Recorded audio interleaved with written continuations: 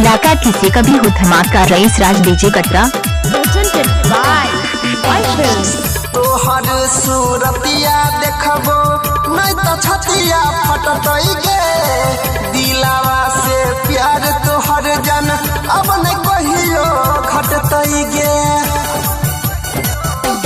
हाँ तोहर सूरतिया देखबो नहीं तो छतिया फटतई गे, दिलावा से प्यार तोहर अब कहियो नहीं घटतई गे।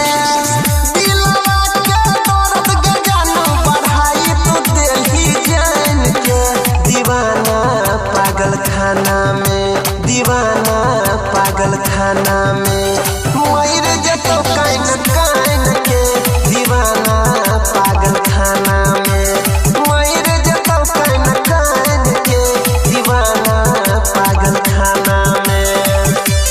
Presented by Whitefilms। DJ mixing director Raees राज।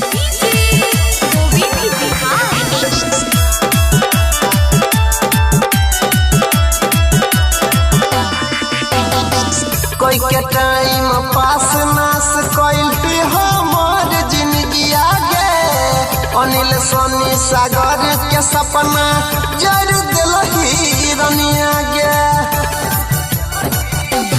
हाँ कोई के टाइम पास नास कोइल भी हमार जिंदगी आगे, अनिल सोनी सागर के सपना जर दिलही रनिया गे।